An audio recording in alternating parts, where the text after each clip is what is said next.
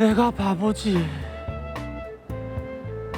어휴, 어이구.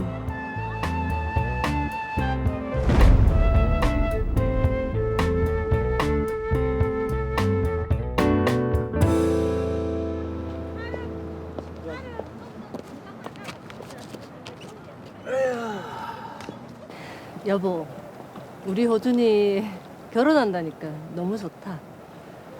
10년 묵은 체증이 싹 내려가는 것 같다.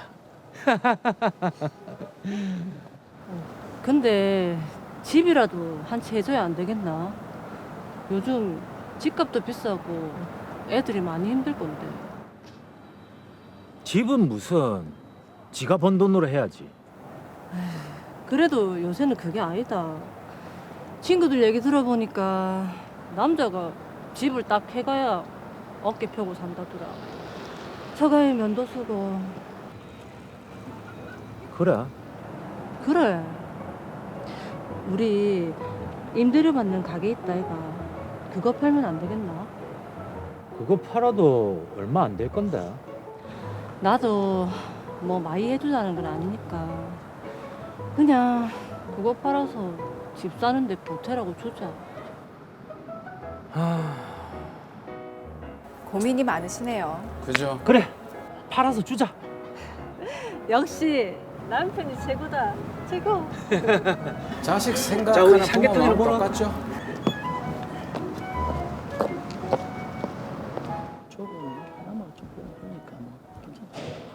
아이고 사장님 오셨네요. 아, 이분이 장사하고 싶다는 분이세요? 아, 네, 안녕하세요.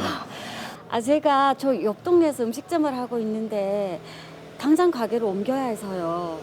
그러면 딱이지요.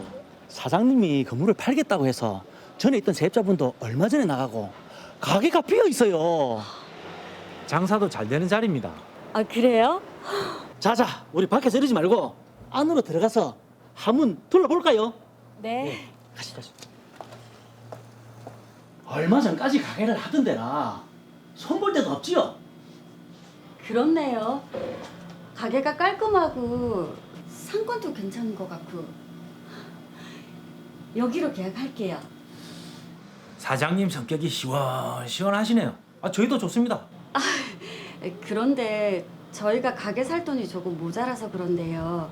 일부를 먼저 드리고 2년 뒤에 나머지를 드리면 안 될까요? 매매 계약에 변수가 생겼네요. 이분 상황이 좀 급한 것 같은데 사장님 한번 봐주이소. 알겠습니다. 그렇게 하죠. 그럼 매매 계약서를 쓸까요? 저희가 돈을 다 드리는 것도 아니니까 그냥 임대차 계약서로 쓰시죠. 그게 사장님한테도 부담이 덜 하실 것 같은데. 그거 좋은 생각이네요. 전세 보증금 형태로 해서 준비된 돈을 먼저 주시면 되겠네요. 그럼 등기는 어떻게? 아, 그건 당연히 저희가 잔금을 드리면 그때 해주세요. 저희 사정 봐주시는 건데 당연히 그래야죠. 특약 사항이 이런 것들에다 잔금이나 소유권 이전 등기 사항을 꼼꼼히 챙겨서 넣으면 걱정 안 하셔도 됩니다. 그래요, 그럼. 그럽시다. 자자, 그럼 계약서 쓰러 가시죠. 자, 매매 계약서가 아니라 임대차 계약서를 썼습니다. 분위기로 봐서는 매매 계약이 잘 된 것 같네요. 여보세요? 예, 사장님. 장사는 잘 되시죠? 아, 네, 사장님. 아, 그나저나 그 2년이 다 돼가지고 등기를 넘겨드릴 테니까 매매 잔금을 받고 싶은데 언제쯤 될까요? 아, 저희 임대차 계약으로 한 거라 계약 갱신할게요. 계약 갱신이요? 법적으로 임차인인 저희가 2년 더 계약을 갱신 요구할 수 있는 거 아시죠? 아하, 계약할 때와는 전혀 얘기가 다르네요. 아니, 계약할 때랑 얘기가 다르잖아요.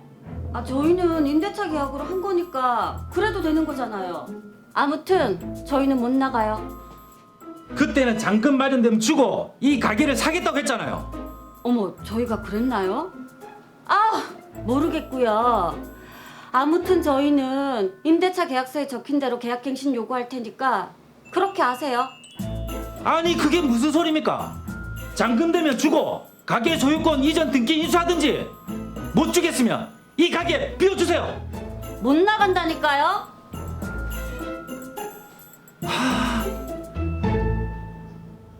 자, 일단은 사연을 보면서 안타까웠던 몇 가지 포인트가 보입니다. 가게 주인인 손영호 씨 입장에서는 참 난감할 것 같아요. 그렇죠. 지금 얘기한 그 난감하다는 그 단어가 아주 적절한 그런 표현인 것 같습니다. 네. 사건을 좀 정리해 보도록 하겠습니다.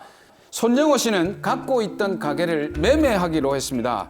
그런데 이 매수인이 돈이 좀 부족하다면서 매매 대금 중에 일부를 지급하고 2년 뒤에 나머지를 지급할 테니까 그동안은 좀 먼저 들어가서 장사를 좀 하자 네. 이렇게 부탁을 하고 있습니다. 아, 이게 저 같으면 안 된다고 딱 잘라서 얘기를 했을 것 같은데 또 마음씨 좋은 의뢰인은 허락을 해줍니다. 저 의뢰인이 아무래도 이제 저 같은 마음씨를 가지신 것 같은데 2년 뒤에 나머지 대금을 지급을 받으면서 네. 등기를 넘겨주기로 하고 매매 계약서가 아니라 임대차 계약서를 쓰게 됩니다. 근데 2년이 다 돼갈 무렵에 매수인이 임대차 계약이니까 계약갱신 요구권을 청구하겠다.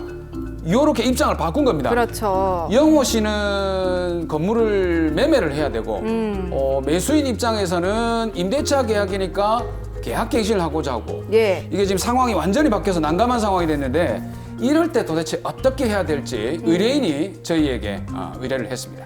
자, 일단은 가게를 처분해서 돈을 받았으면 하는 게 의뢰인의 입장인데 어떻습니까? 우선 영호 씨가 이 답답한 상황을 좀 유리하게 풀 수 있을까요?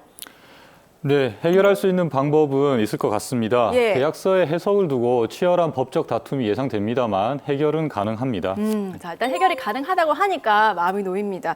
의뢰해주신 손영호 씨도 지금 보고 계실 텐데 좀 마음 편하게 보시면 좋을 것 같아요. 자, 우선 이 사연에서 그렇다면 문제가 되는 분쟁 포인트 어딥니까? 네, 매매 계약서가 아니라 임대차 계약서를 써서 이 계약이 매매 계약인지 임대차 계약인지를 분명하게 구분하기가 어려워졌다는 데 있습니다. 뭐니 해도 이 계약서가 문제입니다. 그러니까요. 문제. 예. 네, 맞습니다. 의뢰인 손영호 씨의 경우에는 매매 계약서를 쓰고 그 매매 계약의 특약 사항으로 2년 후 잔금 지급, 등기 이전 이렇게 특약을 하시고 그 2년 동안에 좀 먼저 들어와서 장사를 할 수 있게끔 하셨다면 좋았을 텐데 애초에 계약서 자체를 임대차 계약서로 쓰다 보니까 문제가 되는 것이죠. 그러니까요. 조금만 더 생각을 해보고 계약을 했으면 참 좋았을 텐데 그죠? 이게 당장 급한 대로 해결을 보려다 보니까 임대차 계약서로 작성을 했습니다. 이게 또 발목을 잡게 된 거거든요. 그럼 의뢰인 같은 경우에는 매수인이었던 최영조 씨를 내보낼 수 없는 거죠? 네, 이 계약을 임대차 계약이라고만 생각을 한다면 그렇게 생각하실 수가 있는데요. 네. 우선 주택의 경우에는 작년에 주택임대차 3법이 뜨거웠는데 그때 계약갱신 요구권 문제가 많이 회자되었습니다. 그래서 이 계약갱신 요구권을 많이들 알고 계실 텐데요. 네. 그런데 사실 상가 건물의 경우에는 2001년도에 상가 건물 임대차 보호법이 제정될 당시부터 이 계약갱신 요구권 제도가 이미 있었습니다. 상가 임대차의 경우에는 기존에는 최대 5년까지 보장되던 임대차 기간이 2018년도에 이른바 궁중족발 사건이 나면서 10년까지로 연장되었고요. 네. 그 10년을 초과하지 않는 범위에서는 얼마든지 몇 번이라도 계약갱신을 요구할 수 있게 되었습니다. 야, 근데 지금 이 사건의 경우에는 손영호 씨 같은 경우는 갱신이 필요한 게 아니라 매매가 필요한 건데 그렇죠. 계약서는 임대차 계약서를 썼단 말이죠. 아, 어떻게 해결을 해야 됩니까, 이게 도대체? 우선 이 계약은 매매 계약 한 가지만 있는 것은 아니라 매매 계약과 임대차 계약 두 가지가 있다라고 봐야 합니다. 네. 그래서 손영호 씨는 이 두 계약 중에서 매매 계약이 주된 계약이고 임대차 계약은 부수적인 계약이다라는 것을 분명하게 주장을 하셔야겠습니다. 즉 매매 계약이 완성되기 전까지의 그 2년 동안의 임시적인 법률 관계를 규율하기 위해서 부수적으로 임대차 계약을 체결해야 했다 이렇게 주장하시면 되겠고요. 네. 그리고 여기서 중요한 것은 아까 공인중개사분이 계셨는데 그 공인중개사를 증인으로 신청해서 그 당시에 당사자들이 의도했던 계약이 매매 계약이라는 점을 입증하시면 되겠습니다. 근데 문제는 공인중개사하고 임차인이 짜고 물론 맞아요. 이게 좀 더 그렇지만 입을 맞추게 된다면 어떻게 됩니까? 그러면? 저도 이게 궁금했어요. 네. 네, 그래서 제가 조금 더 조사를 해보았는데요. 이때 매매 계약을 체결을 한다라고 해서 공인중개사도 매매 계약을 기준으로 중개 수수료를 받았던 것으로 확인되었습니다. 그렇기 때문에 만약에 공인중개사가 입장을 바꾸어서 이것이 원래는 임대차 계약이었다라고 진술을 하려고 한다면 네. 그 당시 공인중개사에게 지급을 했던 그 중개수수료를 조사해 보시면 되겠습니다. 아, 이 공인중개사분이 어떻게 보면 키맨이네요. 그러네. 네. 자, 그럼 앞서 살짝 말씀을 해주셨지만 의뢰인 손영호 씨 같은 경우에는 계약서를 그럼 어떻게 작성을 했어야 될까요?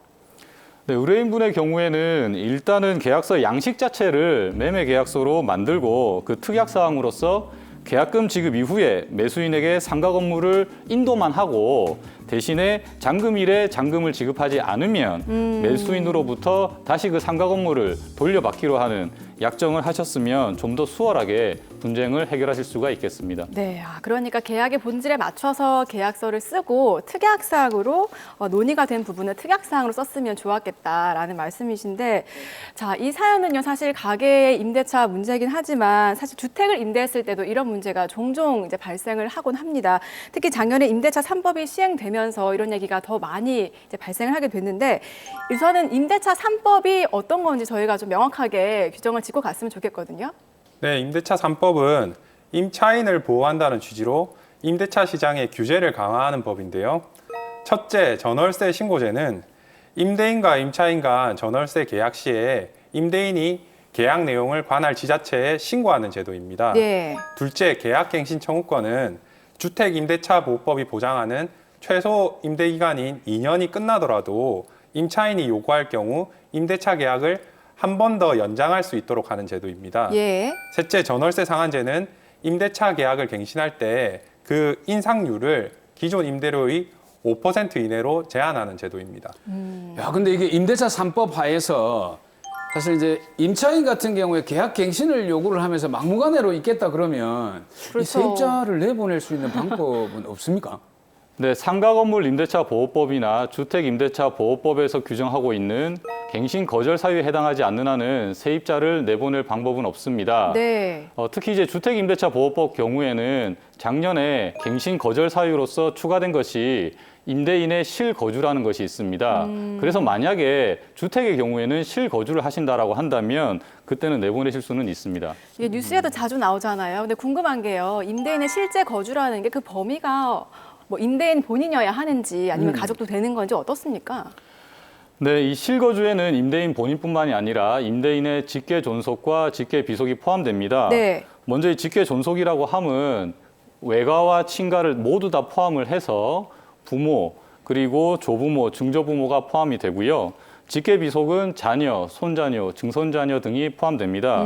그래서 이런 분들이 실제 거주를 하시겠다라고 하면 임차인의 갱신 요구를 거절하실 수가 있고 계약 기간이 만료가 되면 보증금을 돌려두시고 동시에 건물을 인도받으시면 되겠습니다. 예. 그런데 사실 이 임대차 보호법이 개정되기 전부터도 더 이상 그 집이나 건물에서 살 권리가 없는 임차인들이 인도를 거절할 경우에는 부득이 소송으로 이어질 수밖에 없었습니다.